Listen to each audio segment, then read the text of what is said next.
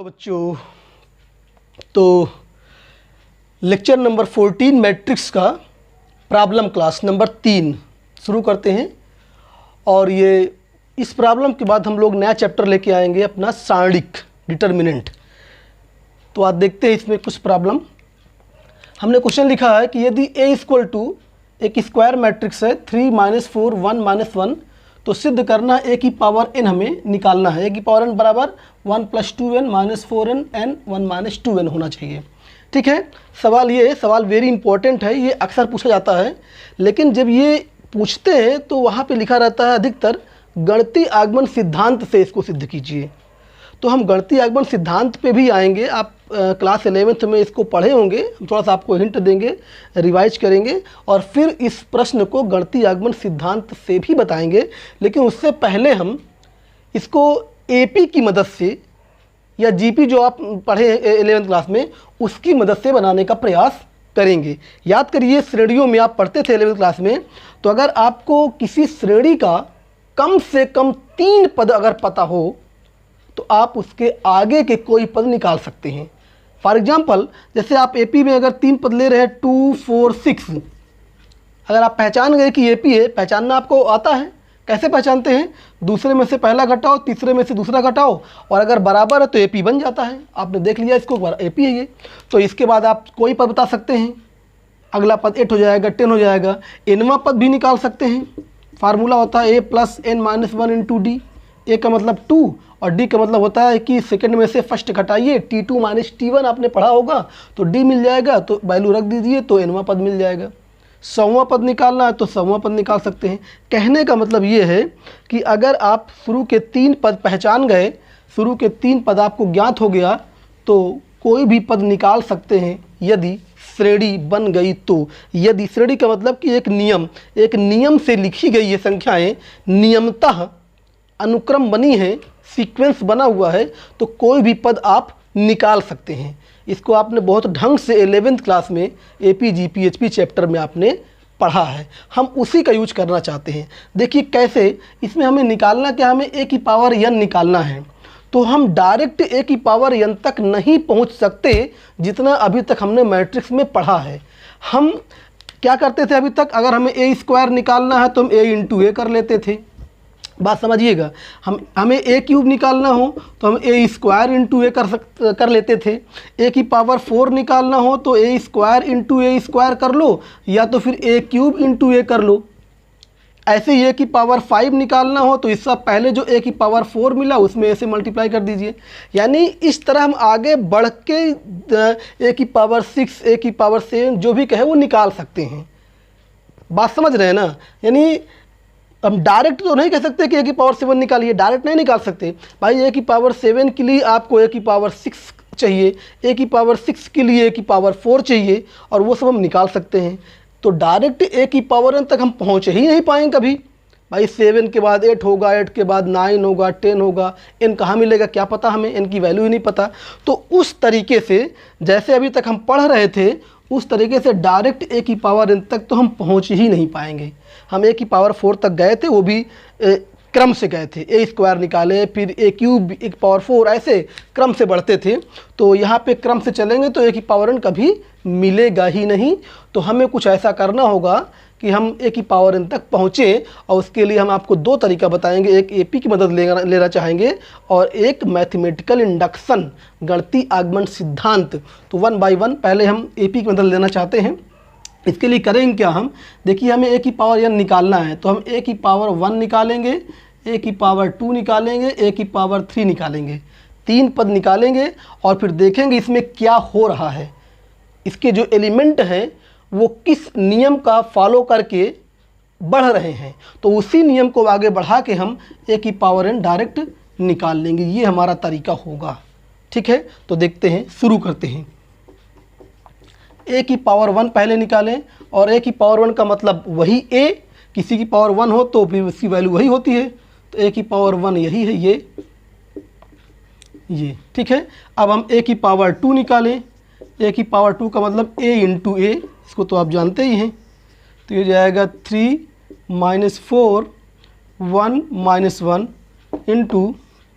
3 - 4 1 -1, ठीक है। मल्टीप्लाई करिए तो फर्स्ट रो फर्स्ट कॉलम करिए, 3 3 जा 9 और -4 × 1 -4, तो 9 -4 हो जाएगा 5। डायरेक्ट थोड़ा सा करिए, ठीक है। फर्स्ट रो सेकंड कॉलम करेंगे तो 3 और ये -4 हो जाएगा, -12 हो जाएगा। और इसका इसमें करेंगे तो +4 होगा, तो -12 + 4 -8 हो जाएगा, ठीक है ना। अब सेकेंड रो फर्स्ट कॉलम करेंगे तो 1 × 3 3 होगा और -1 × 1 -1, तो 3 - 1 2 हो जाएगा। और सेकेंड रो सेकेंड कॉलम करेंगे तो 1 × -4 -4 और -1 × -1 1, तो -4 + 1 -3 हो जाएगा ये, ठीक है। ये कोई दिक्कत तो नहीं किसी को। a² मिल गया। अब हम क्या निकालें, a³ निकालें। a³ का मतलब a² × a² की वैल्यू अभी अभी निकालें। ये लिखा हुआ है 5 - 8 2 - 3 a² × a की वैल्यू कई बार लिखा, कहीं से देख लीजिए कि a की वैल्यू हो गई। अब फिर मल्टीप्लाई करिए direct, first row first column तो 5 × 3 15 और ये -8, तो 15 - 8 कितना हो जाएगा, 7 ना, 7 हो जाएगा। फिर फर्स्ट रो सेकेंड कॉलम में जाइए आप, तो 5 × -4 -20 और ये -8 × -1 8, तो -20 + 8 -12 हो जाएगा, ठीक है ना। फिर सेकेंड रो फर्स्ट कॉलम 2 3 जा 6 और -3, तो ये 3 आ जाएगा। और सेकेंड रो सेकेंड कॉलम तो 2 और -4 -8 और -3 × -1 3, तो -8 और 3 + 3 कितना हो जाएगा, -8 + 3 5 हो जाएगा ये, ठीक है। कितना होगा, -8 + 3 तो -5 होगा ना, -5 हो जाएगा। तो ये हो गया a³ हो गया। अब ज़रा देखिए तो जो हमने कहा था उतना हमने निकाल लिया। a⁻1 निकाल दिया, a⁻2 निकाल दिया, a⁻3। अब इसी को हम क्रम से लिख के देखें क्या हो रहा है। a⁻1 ये लिखा है। अब देखिए हम a² इसके पास में लिखें तो पहचानने में सहूलियत होगी। a² की वैल्यू है 5 - 8 2 - 3 और a³ इसके नीचे लिख दें। a³ ये देखिए लिख रहे हैं, a³ की वैल्यू क्या है, 7 - 12 3 - 5। देखिए अब इनको ज़रा गौर से देखिएगा तो क्या हो रहा है। अगर 3 पद आपने निकाल लिया, n यहाँ पे क्या था, प्राकृतिक संख्या थी जो है, तो देखिए आप 3 पद निकाल लिए, a⁻1 a⁻2 a⁻3।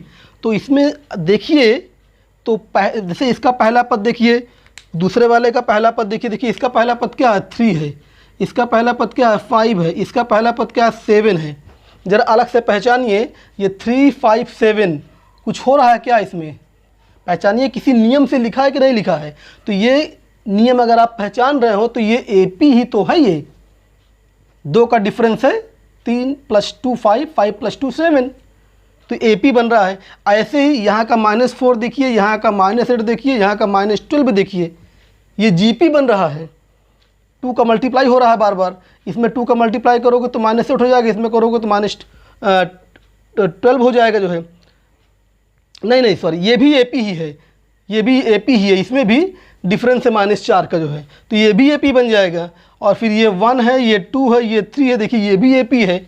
और ये -1 है, ये -3 है, ये -5, ये भी AP है। यानी इसका प्रत्येक करेस्पॉन्डिंग एलिमेंट आप देख रहे हैं तो वो AP में है।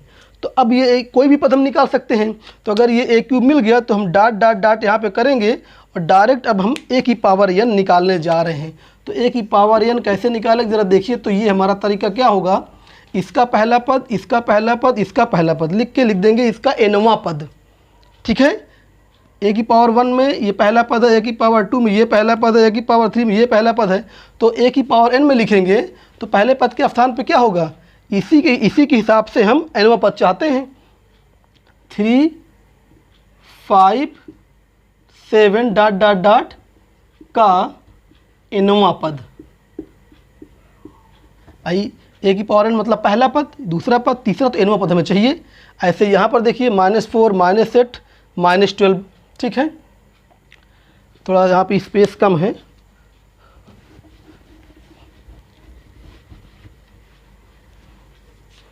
थोड़ा और इधर लिखना चाहें। इसी प्रकार a की पावर n, इधर शुरू कर रहे हैं, a की पावर n इक्वल टू, देखिए पहले स्थान पे क्या लिखेंगे 357 डॉट डॉट डॉट का nवां पद, ठीक है। दूसरे स्पेस पे क्या लिखेंगे -4 -8 -12, -4 -8 -12 डॉट डॉट डॉट का nवां पद, nवां पद। और फिर तीसरा 1 2 3 डॉट डॉट डॉट का nवां पद। और इधर -1 -3 -5, -3 है, -3 और ये -5 का nवां पद। तो ये सब का nवां पद आपको निकालना है। और सब देखिए, अगर चारों को, तो चारों AP बन रहे हैं। अगर आप AP पहचान रहे हैं तो सब AP में है। तो इस सब में AP का nवें पद का लगा दीजिए फार्मूला। क्या होता है a + n - 1 × d, तो ये आपका a + n - 1 × d, ठीक, मतलब सेकंड में से फर्स्ट घटाइए तो 2 आ जाएगा। वो भी देख लीजिए AP ही है वो, तो a + n - 1 × d, दूसरे में से फर्स्ट घटाइए तो -4 आ जाएगा। ये भी AP ही है, तो a + n - 1 × d घटाइए 1 आएगा। ये भी AP में ही है, तो a + n - 1 × d घटाइए दूसरे में से पहला, तो -2 आ जाएगा। सब AP में है। अगर आप पहचान रहे हैं तो ये भी AP है, ये भी AP है, ये भी AP में है और ये भी AP में है। तो सबका nवां पद आपको चाहिए, तो ये फार्मूला होता है। अब सिंप्लीफाई कर लीजिए, 2n और ये हो जाएगा -2, तो 3 - 2 1, तो 1 + 2n यहाँ पर आ जाएगा। और यहाँ पे आएगा -4n और ये +4 कट जाएगा, तो -4n आ जाएगा। और यहाँ पे 1 1 कट जाएगा, यह ना जाएगा, सॉल्व कर लीजिएगा। और ये कितना आएगा -2n और ये +2, तो +2 - 1 आ जाएगा, तो 1 - 2n हो जाएगा। यही तो प्रूफ करना था। तो देखिए प्रूफ हो गया जो है, ठीक है। तो ये हो गया, AP की मदद से हम इस प्रश्न को प्रूफ कर दिए जो है। a की पावर 1 निकाले, a की पावर 2 निकाले, a की पावर 3 और फिर डॉट डॉट डॉट a की पावर n। तो प्रत्येक करेस्पॉन्डिंग एलिमेंट को हमने देखा तो वो AP बना रहा था, तो उन सब का हमने nवां पद निकाल लिया, ठीक है। अब इसी प्रश्न को हम गणितीय आगमन सिद्धांत से भी प्रूफ करेंगे। कैसे, देखिए। तो पहले हम आपको थोड़ा सा गणितीय आगमन सिद्धांत याद दिला दें। 11वीं क्लास में आपने पढ़ा था। क्या होता है गणितीय आगमन सिद्धांत? यदि कोई प्रश्न या कोई कथन प्राकृतिक संख्याओं के लिए बना होता है, प्रत्येक प्राकृतिक संख्या के लिए अगर वो सत्य है, प्रत्येक नेचुरल नंबर के लिए वो सत्य है, तो उसको प्रूफ करने का तरीका ये होता है कि उस प्रश्न को 3 स्टेप में करते हैं। पहला स्टेप ये होता है, आपको याद आ जाएगा, पहला स्टेप ये होता है कि n = 1 के लिए उसको हम सिद्ध करते हैं। पहला स्टेप होता है कि n = 1 पर सिद्ध करते हैं हम, ठीक है। और दूसरा स्टेप होता है n = कुछ भी मान ले नेचुरल नंबर, कभी k मान लेते हैं, कभी r, अगर प्रश्न में r है तो k मान लो, k है तो r मान लो। तो n = r पर प्रश्न को सत्य मान लेते हैं, प्रश्न को सत्य मान लेते हैं कि प्रश्न सही है। और तीसरा स्टेप होता है n = r+1 के लिए प्रश्न को सिद्ध करते हैं। ये हमारे 3 स्टेप होते हैं। क्लास 11th की बात है। n = 1 पर सिद्ध करते हैं, n = r पर मान लेते हैं कि सवाल सही है, और फिर उसी का यूज करके n = r+1 के लिए हम प्रश्न को सिद्ध करेंगे, ठीक है। अगर r प्रश्न में दिया है ऑलरेडी, तो r की जगह पे k मान लीजिए जो है, और चाहे r हो या k हो, ये सब क्या है, नेचुरल नंबर हैं। तो देखिए इन्हीं, और जब ये तीनों हो जाता है तो गणितीय आगमन सिद्धांत ये कहता है कि यह प्रश्न प्रत्येक प्राकृतिक मान के लिए सत्य होगा, ठीक है। तो इतना लास्ट में लिख देंगे। तो अब इस प्रश्न को देखिए हम प्रूफ करने जा रहे हैं गणितीय आगमन सिद्धांत से। क्या दिया था? ए इक्वल टू था 3 - 4। सवाल देख लीजिए क्या था? ए इक्वल टू 3 - 4 1 - 1, और हमें क्या सिद्ध करना था? ए की power n equal to 1 + 2n n - 4n 1 - 2n। और यहाँ पे लिखा है कि n प्राकृतिक संख्या है। इसका मतलब ये प्राकृतिक संख्याओं के लिए है, प्रत्येक प्राकृतिक संख्या के लिए सत्य है। तो हम इसको 3 स्टेप में करेंगे। पहला स्टेप क्या है? देखिए इसका प्रूफ। n इक्वल टू 1 के लिए सिद्ध करते हैं, तो ये हमें सिद्ध करना है। तो जो ये सिद्ध करना है, तो जो सिद्ध करना है उसमें n बराबर 1 पर पहले LHS निकालें, फिर n बराबर 1 पर RHS निकालें। तो n बराबर 1 पर LHS तो कितना हो जाएगा? a की पावर n यानी a की पावर 1 इक्वल टू a। तो LHS हो गया a, और RHS ज़रा निकालें तो RHS 1 + 2n n - 4n 1 - 2n। तो यहाँ पे n की जगह पर हर जगह 1 रख दें, 1 पे निकालना है ना, तो 1 पे LHS भी निकालेंगे, 1 पर RHS भी निकालेंगे। तो 1 + 2 × 1 तो ये जाएगा -4 × 1, ये हो जाएगा 1, ये हो जाएगा 1 - 2 × 1। अब इसको सॉल्व करिए तो ये हो जाएगा आपका 3, ये हो जाएगा -4, ये 1 और ये -1 हो जाएगा ये। तो देखिए LHS a है, और a बराबर प्रश्न में कितना दिया है? l बराबर दिया है, a बराबर ये दिया है प्रश्न में। तो देखिए जो LHS की वैल्यू आई, LHS देखिए ये है, RHS ये है। तो LHS बराबर RHS हुआ कि नहीं हुआ? देख लीजिए LHS बराबर RHS, इसका मतलब ये हुआ कि n बराबर 1 पर प्रश्न सत्य है। अतः क्या लिखेंगे? n बराबर 1 पर प्रश्न सत्य है या सिद्ध हुआ, n बराबर 1 पर। तो ये पहला स्टेप हमारा पूरा हो गया, पहला स्टेप पूरा हो गया। अब दूसरा स्टेप क्या करते हैं? ये फर्स्ट स्टेप था। सेकंड स्टेप में क्या होता है कि n बराबर r के लिए हम मान लेते हैं कि प्रश्न हमारा सही है। स्टेप वो फर्स्ट था, नहीं लिखे थे, लिख दीजिएगा। ये स्टेप सेकंड हम क्या करते हैं कि n बराबर r पर मान लेते हैं। माना n इक्वल टू r के लिए प्रश्न सत्य है, n इक्वल टू r के लिए प्रश्न सत्य है। तो क्या सत्य है? अर्थात क्या सत्य है? जो प्रश्न हमें सिद्ध करना है उस प्रश्न में n की जगह पे r रखें एवरीवेयर, तो जो सवाल बनेगा वो सही है। अर्थात a की पावर r इक्वल टू होगा 1 + 2r r - 4 × r 1 - 2r। तो जो प्रश्न था उस प्रश्न में n की जगह पे r रखें, तो ये जो सवाल बना a की पावर r बराबर ये, इसको हमें सिद्ध नहीं करना है, हम मान लेंगे कि ये सही है। माना, इसको मान लिए कि इसके बराबर इतना है। बात समझ में आई? ये हमारा स्टेप सेकंड होता है। स्टेप थर्ड क्या करेंगे हम? स्टेप थर्ड में हम n बराबर r + 1 के लिए प्रश्न को सिद्ध करते हैं। तो क्या सिद्ध करेंगे भैया? पहले ये बताइए, पहले सवाल बनाइए n बराबर r + 1 के लिए, और जो सवाल बनेगा उसी को सिद्ध करेंगे। तो ये प्रश्न हमारा, इसको सिद्ध करना था। तो इस प्रश्न में n की जगह पे r + 1 रखिए हर जगह, जो बनेगा उसी को हमें सिद्ध करना होगा। तो क्या बन जाएगा? a की पावर r + 1 इक्वल टू 1 + 2, यहाँ पे r + 1 रखेंगे, r + 1 यहाँ भी रखेंगे r + 1, और इधर भी रखेंगे -4r + 1। जहाँ जहाँ n है वहाँ पे क्या रखेंगे? r + 1 1 - 2r + 1। ठीक है? तो जो इससे सवाल बनेगा उसी को हमें सिद्ध करना होगा। ठीक है? तो ज़रा देखिए तो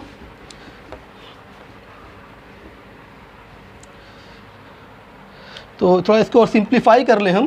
तो ए की power R plus 1 equal to क्या हो गया यहाँ पे, ज़रा देखिए, ये 2r और ये 2, यानी हो जाएगा 1 और ये 2 3 हो जाएगा ना, 3 + 2r हो जाएगा, 3 + 2r, और ये हो जाएगा r + 1, और ये हो जाएगा -4r -4 -4r -4, और ये हो जाएगा ये -2 और ये 1, तो -1 यानी -1 -2r ये हो जाएगा। यानी ये सवाल बना, इसी को हमें सिद्ध करना है, इसी को हमें सिद्ध करना है, ये क्वेश्चन बना, ठीक है, इसी को हमें सिद्ध करना है। 2r सही है और ये 2, 3 + 2r और -4r -4 भी सही है, r + 1 लिखा ही है, और ये -2r ये लिखा है, और -2 + 1 -1, यानी ये जो प्रश्न बना r + 1 के लिए, इसी को हमें सिद्ध करना है। बात समझ रहे हैं ना? तो इक्वेशन फॉर्म में लिखा है, इसको सिद्ध करना है, तो बोलिए सिद्ध कैसे करेंगे? वेरी सिंपल, जो हमारा तरीका होता है, LHS लेके RHS ला दीजिए आप। तो जो सिद्ध करना है उसका हम LHS लेने जा रहे हैं। LHS क्या है? ए की पावर r + 1 है, इसी को लिया। आप देखिए, अब इसको हम ला देंगे अभी। ए की पावर r + 1 को आप लिख सकते हैं ए की पावर r × a लिख सकते हैं। और ज़रा सोचिए, स्टेप सेकंड में आप ए की पावर r की वैल्यू जानते हैं। ए की पावर r की वैल्यू वहाँ पे क्या लिखा था? ए की पावर r की वैल्यू क्या था बताइए? उसी प्रश्न में n की जगह पे r रख के देख लीजिए, हम तो मिटा दिए हैं। जो प्रश्न है उसी प्रश्न में हमने n की जगह पे r रखे थे, तो आप बैक करके देख सकते हैं। ए की पावर r बराबर इतना लिखा होगा, ये ए की पावर r ये था, और इंटू ए की वैल्यू कितना था? ए की वैल्यू देख लीजिए, 3 - 4 1 - 1, दोनों वैल्यू हमने रख दिया। जो है ए की पावर r कहाँ से मिला आपको? स्टेप सेकंड से मिला। सामने लिख सकते हैं, स्टेप सेकंड हमने यूज कर लिया। हमने कहा था ना कि बिना स्टेप सेकंड के आप स्टेप थर्ड नहीं ला सकते। स्टेप सेकंड n = r पर प्रश्न को सत्य मानते हैं, और उसी से n = r + 1 के लिए प्रश्न को सिद्ध करते, बिना उसके यूज के होगा ही नहीं।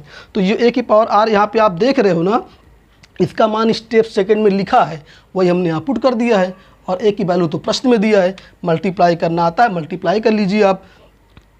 फर्स्ट रो फर्स्ट कॉलम, तो इसका इसमें मल्टीप्लाई करिए, 1 + 2r × 3, 1 + 2r × 3 प्लस इसका इसमें करिए तो -4r हो जाएगा, ठीक।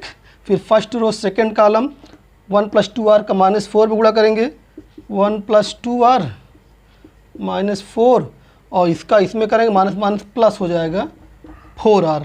फिर सेकंड रो फर्स्ट कॉलम, तो इसका इसमें करेंगे तो 3r, और इसका इसमें करेंगे तो 1 - 2r। 1 से मल्टीप्लाई करने में कोई दिक्कत नहीं। फिर सेकंड रो सेकंड कॉलम, तो हो जाएगा -4r, इसका इसमें करेंगे तो इसका इसमें मल्टीप्लाई कर डायरेक्ट करिए -1 से, तो ये -1 हो जाएगा, और ये +2r हो जाएगा। डायरेक्ट कर दिया इसको। अब इसी को आप सिंप्लीफाई कर लीजिए, और उम्मीद है कि जो ऊपर लाना है वो आना चाहिए, ठीक है। तो इसको मिटा के हम ऊपर लिख रहे हैं। तो किसकी वैल्यू निकाल रहे थे? ए की पावर r + 1 की निकाल रहे थे। ज़रा देखिए, तो मल्टीप्लाई करिए तो 3 × 1 3, इसमें मल्टीप्लाई करेंगे तो 6r, और ये -4r, तो 6r -4r देखिए 2r हो जाएगा। इसको तो देखिए क्या कितना आ रहा है, -4 × 1 -4, और ये हो जाएगा 8r -8r + 4r, तो ये -4r हो गया। इसमें देखिए 3r -2r r + 1, और इसमें देखिए -4r + 2r -2r और -1 है, तो यानी -1 -2r। ज़रा देखिए, तो यही तो सिद्ध करना था, यही तो सिद्ध करना था। तो इसका मतलब क्या हुआ कि n = r + 1 के लिए भी प्रश्न सिद्ध हो गया। अतः n = r + 1 के लिए प्रश्न सत्य हो गया, सत्य हो गया। तो जब तीनों स्टेप हो जाएं, n = 1 पर आपने सिद्ध किया स्वयं, n = r पे माना, और n = r + 1 पे सिद्ध कर दिया। तो जब तीनों स्टेप हो जाएं तो क्या लिखते हैं? अतः गणितीय आगमन सिद्धांत, मैथमेटिकल इंडक्शन प्रोसेस, गणितीय आगमन सिद्धांत से दिया गया प्रश्न n के प्रत्येक प्राकृतिक मान के लिए सत्य होगा।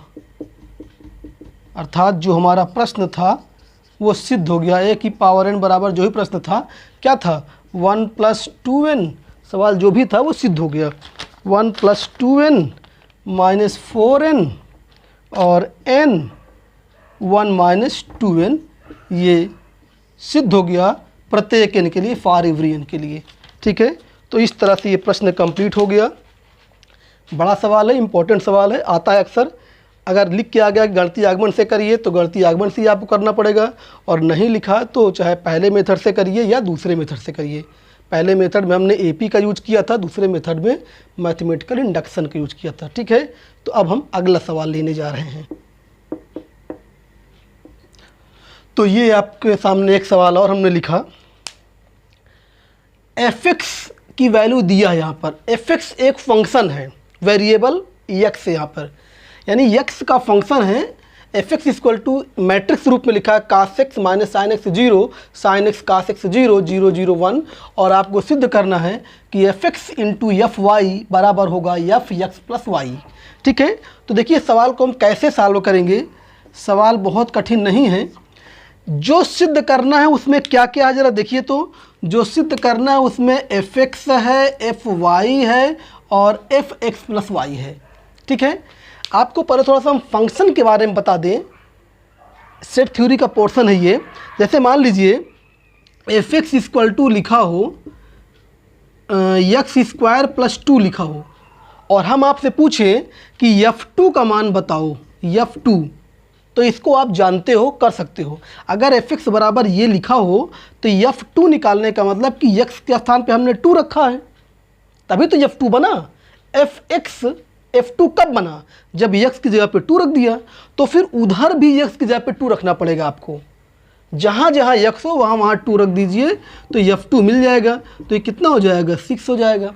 हमने कहा कि f3 का मान निकालिए, तो अब की बार x की जगह पे आपको 3 रखना पड़ेगा। हमने कहा कि fy का मान निकालिए, fy का मान निकालिए, तो जहाँ पे x है वहाँ पे y रखना पड़ेगा। बोलिए, यही कॉन्सेप्ट तो होता है। अगर fx पता है तो x के स्थान पे वो कुछ भी रख सकता है। fy पूछ सकता है, fx + y पूछ सकता है, यानी x के स्थान पे कुछ भी वो पूछ सकता है। तो उसको आप निकाल सकते हैं, x की जगह पे उसी को रख देंगे हर जगह, तो वो वैल्यू मिल जाएगी। अब देखिए जैसे ये fx लिखा है, तो हम जो सिद्ध करना है उसको बाद में देखेंगे। पहले जिनकी आवश्यकता है पहले उसको हम निकालें। हम fx हमें चाहिए, fx लिखा ही है, fy और fx + y हम पहले निकाल लेते हैं, फिर हम बात करेंगे हमें सिद्ध क्या करना है। ठीक है, तो मान लीजिए कि हम इसी को लिखा रहने देते हैं और यही शुरुआत करते हैं प्रश्न की। ठीक है, तो सॉल्यूशन यहीं से मान लो स्टार्ट कर दिया हमने। ठीक है, प्रश्नानुसार ये fx बराबर इतना लिखा है, fx ये लिखा है, तो इसलिए हम fy निकालें। और बताइए fy कैसे मिलेगा, अभी हम समझाए थे। अगर fx बराबर ये दिया है तो fy के निकालने के लिए क्या करेंगे, जहाँ जहाँ x वहाँ वहाँ y कर दीजिए। तो ये हो जाएगा आपका cos y - sin y 0, और ये हो जाएगा sin y cos y 0, और ये हो जाएगा 0 0 1। बोलिए कोई दिक्कत, ये fy मिल गया, तथा fx + y। अब की बार x की जगह पे क्या आ गया, अब की बार x की जगह पे पूरा का पूरा x + y आ गया। तो कुछ भी आए क्या दिक्कत। हमने कहा था ना कि fx बराबर अगर वैल्यू आपको पता है तो f2 कहेगा तो x बराबर 2 रख देंगे, f3 कहेगा तो x बराबर 3 कहेंगे, और fx + y कह दिया तो x की जगह पे क्या रखोगे आप, x + y रख दोगे। x की जगह पर x + y अगर उसने रखा तो आप भी रख दीजिए उधर हर जगह, x की जगह पे x + y जहाँ जहाँ x है। तो ये बन जाएगा cos x + y - sin x + y × 0, और ये हो जाएगा sin x + y और ये हो जाएगा आपका कास एक्स प्लस वाई, और ये हो जाएगा 0, और इधर तो 0 0 1 हाई है। ठीक है, तो सवाल का मेन पोर्शन यही है कि लड़के कंफ्यूज जाते हैं कि एफ एक्स प्लस वाई कैसे निकालें। तो इसी को अब एक बार फिर से आप बता दे रहे हैं, अगर आपको एफ एक्स की वैल्यू पता हो तो यक्स के स्थान पर वो कुछ भी रखवा सकता है। अगर एफ एक्स की वैल्यू जो भी पता है, अगर आपसे कहे कि एफ एच का मान निकालिए तो यक्स की जगह पे एच रख दिया हमने। अगर वो कह रहा है कि एफ एक्स प्लस वाई निकालिए तो यक्स की जगह पर एक्स प्लस वाई रख दिया। तो एल एच एस में रखेंगे तो आर एच एस में भी रखेंगे हर जगह। तो इस तरह से एफ एक्स प्लस वाई भी मिल जाएगा। अब ज़रा अपने सवाल को गौर करिए, क्या सिद्ध करना था? हमें सिद्ध करना था कि एफ एक्स, तो देखिएगा, इंटू एफ वाई बराबर एफ एक्स प्लस वाई, ये हमें सिद्ध करना था। ये एल एच एस है, ये आर एच एस है, और अगर आप गौर करें तो आर एच एस की वैल्यू तो आ चुकी है। आर एच एस की वैल्यू ये सामने लिखी है, बस आप एल एच एस निकाल लें किसी प्रकार। एल एच एस क्या है? F X into F Y. F X ये लिखा, एफ वाई ये लिखा, दोनों को मल्टीप्लाई करना है। मैट्रिक्स मल्टीप्लिकेशन, ये भी मैट्रिक्स ये भी मैट्रिक्स, तो मल्टीप्लाई कर लेंगे हम। तो बस हम क्या निकालें? जो सिद्ध करना है उसका एल एच एस निकालने जा रहे हैं। मेरी बात समझ रहे हो ना? जो सिद्ध करना है उसका एल एच एस, जो सिद्ध करना है उसका एल एच एस निकालने जा रहे हैं। एल एच एस क्या था? एल एच एस था F X into F Y का मान निकालना था। तो ज़रा देखिए, तो इसका मान निकालना है तो बराबर एफ एक्स की वैल्यू ये लिखी है, हम साइड में यहाँ पर एफ वाई की वैल्यू लिख दें तो फिर गुणा करने में आसानी रहेगी। कास वाई साइन वाई 0, और ये माइनस साइन वाई, और ये कास वाई 0, और ये 0 0 1, ये ठीक है। अब ज़रा देखिए, तो मल्टीप्लाई करना है, F X into F Y निकालने जा रहे हैं। जो सवाल था उसका एल एच एस लिया, F X into F Y, F X की वैल्यू रख दिया, एफ वाई की वैल्यू रख दिया। अब मल्टीप्लाई करिए, तो फर्स्ट रो फर्स्ट कॉलम में तो cos X into cos Y, trigonometry इसमें यूज करना पड़ेगा। इसका इसमें करिए तो minus sine X into sine Y, 0 इंटू 0 0 ही हो जाएगा। फिर फर्स्ट रो सेकेंड कॉलम में आइए तो cos x minus sine Y है तो माइनस हो जाएगा कास एक्स साइन वाई, और इसका इसमें करिए तो minus sine x cos Y, और इसका इसमें 0 हो जाएगा।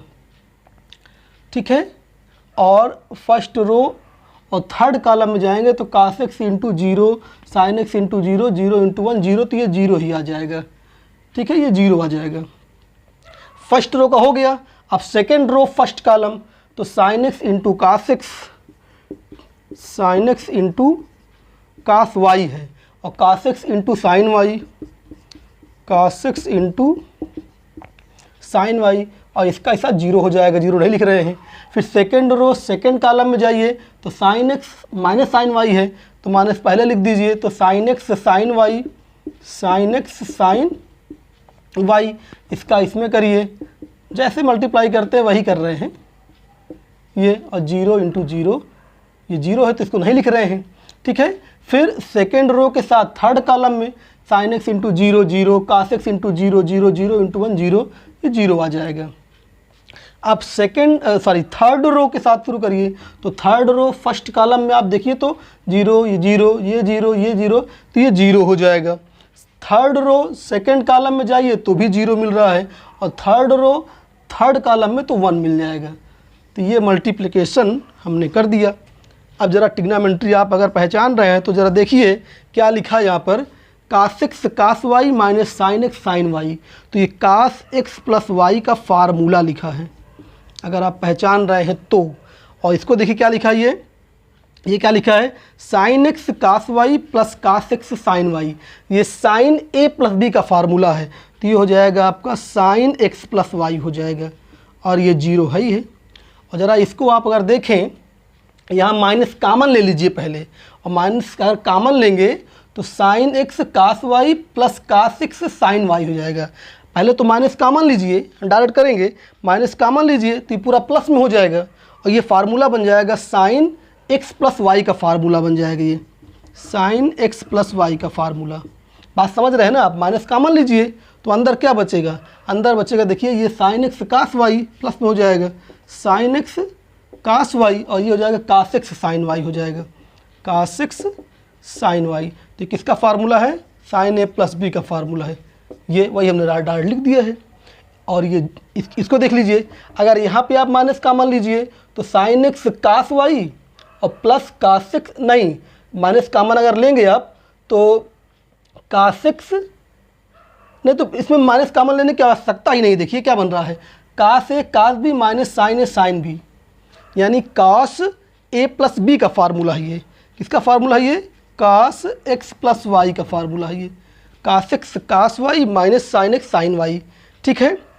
और ये जीरो है ही है, और ये क्या लिखा है थर्ड में, कोई दिक्कत नहीं, 0 0 1। ये ज़रा देखिए तो, यही जो आपका ये LHS आया, ये जो LHS आया ये, और जो RHS है एफ एक्स प्लस वाई, दोनों वैल्यू सेम है कि नहीं थे? ये जो हमने लिया, अगर आप सिर्फ ये देखें कि यही तो उसके बराबर है, जो हमने एफ एक्स प्लस वाई निकाला था उसकी वैल्यू भी यही थी, इसका मतलब प्रूफ हो गया जो है, ठीक है। तो ये सवाल भी इम्पॉर्टेंट है, कई बार आ चुका है। फंक्शन का इसमें यूज हुआ, आपका ट्रिग्नोमेट्री का यूज हुआ, मैट्रिक्स, ये सवाल इम्पॉर्टेंट इसलिए हो जाता है कि इसमें 3 पोर्शन यूज हुआ। एलजेब्रा के में एलजेब्रा का फंक्शन पार्ट यूज हुआ, ट्रिग्नोमेट्री यूज हुई और मैट्रिक्स मल्टीप्लिकेशन यूज हुआ, ठीक है। तो ये 2 सवाल हमने लिखा सामने, पहला सवाल और ये दूसरा सवाल। दोनों सवालों को आप गणितीय आगमन सिद्धांत से कर सकते हैं और ऐसे भी कर सकते हैं, लेकिन जो दूसरा वाला सवाल है ये अक्सर गणितीय आगमन सिद्धांत से ही पूछता है।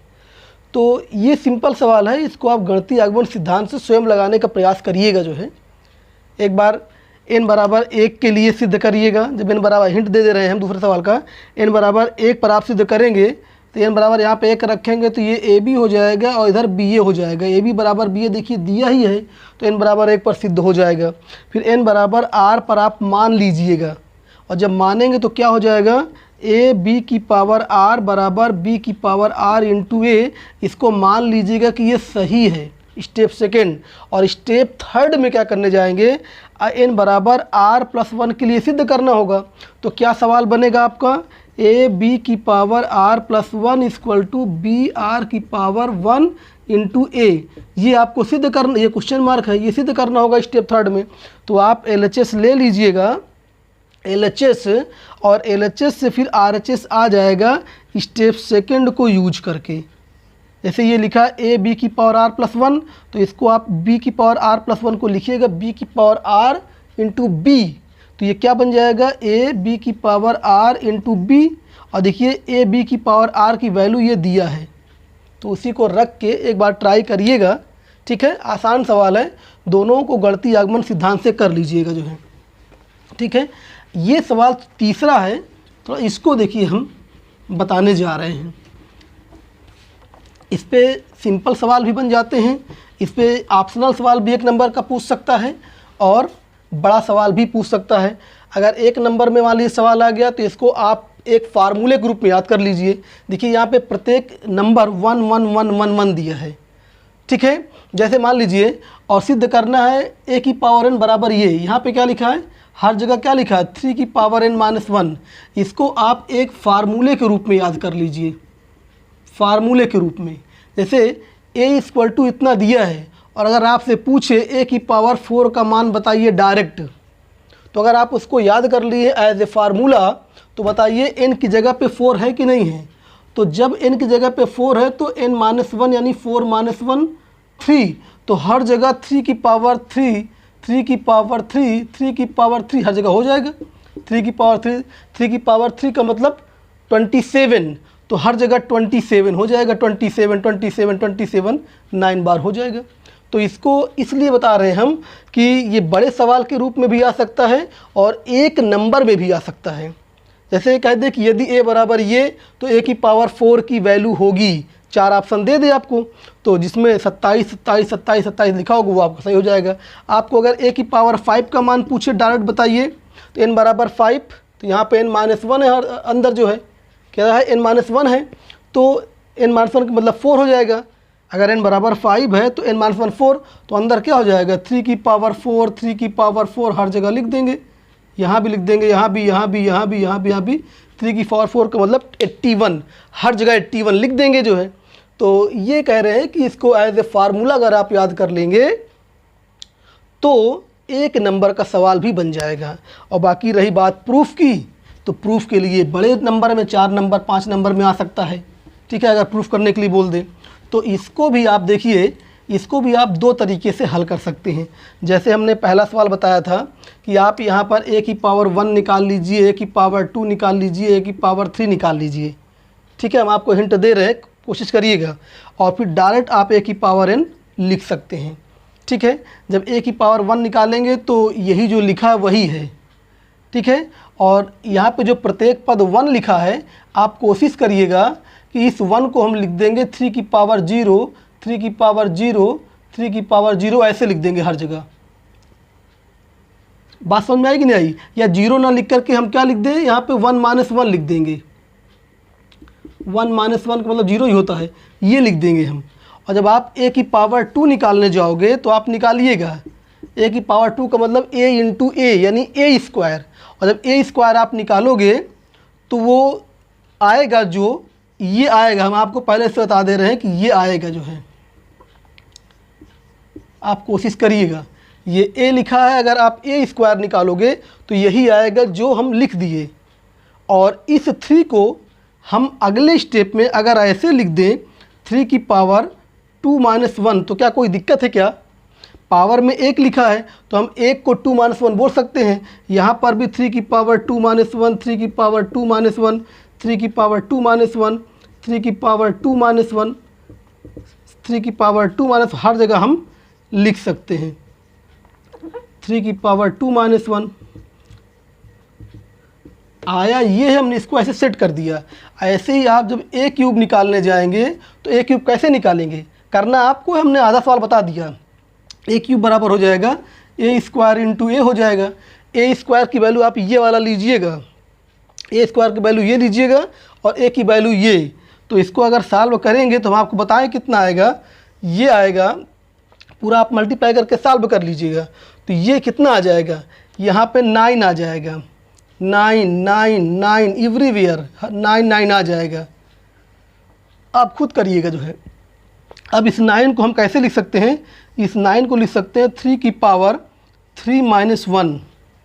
भाई 3-1 का मतलब 2, तो 3 स्क्वायर का मतलब 9, तो हर जगह इसको हम ऐसे लिख सकते हैं, ऐसे लिख सकते हैं।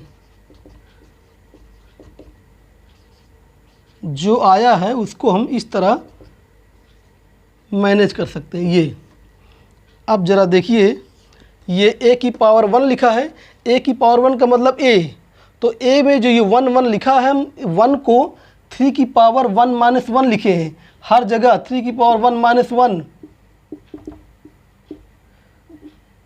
1-1। अब आप सोच रहे होंगे ऐसा क्यों कर रहे हैं, हम इसलिए कर रहे हैं ताकि आप a की पावर 1, a की पावर 2, a की पावर 3 में देखें तो कुछ आपको सिमिलरिटी देखने को मिले। ज़रा कोशिश करिए, क्या आप इसमें पहचान पाएंगे? a की पावर 1 इसको देखिए, a की पावर 2 इसको देखिए, a की पावर 3 इसको देखिए। ज़रा देखिए, यहाँ पर जब a की पावर 1 है तो 1 1 1 हर जगह लिखा है 3 की पावर में, और जब a की पावर 2 है देखिए यहाँ पे 2 लिखा है, 2 2 2 सब 2 लिखा है। और a की पावर 3 में देखिए 3 पावर में लिखा है, और हर बार 1 घटा है। a की पावर 1 में 1 से 1 घटा है हर जगह, a की पावर 2 में 2 से 1 घटा है पावर में हर जगह, और a की पावर 3 में पावर में 3 से घटा है 1 हर जगह।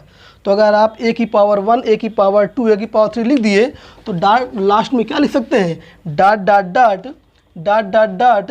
इसी प्रकार a की पावर n बराबर डायरेक्ट लिख सकते हैं 3 की पावर जब ए क्यूब निकाल रहे थे तो पावर में क्या लिखे थे, 3 - 1, 3 - 1, 3 - 1।